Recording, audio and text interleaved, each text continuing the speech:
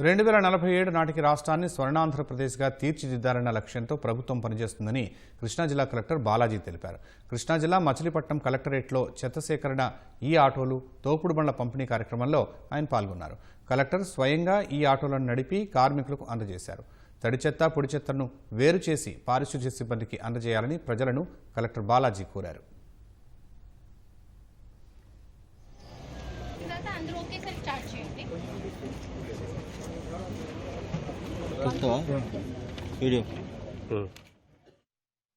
ఆంధ్రప్రదేశ్ ప్రభుత్వం 10 సూత్రాల ద్వారా 2047 నాటికి ఆంధ్రప్రదేశ్ని స్వర్ణాంధ్రప్రదేశ్గా తీర్చిదిద్దే సంకల్పం చేసుకున్నమాట అందరికీ తెలిసింది. ఈ 10 సూత్రాల్లో ఒక కీలకమైన సూత్రం స్వచ్ఛాంధ్ర.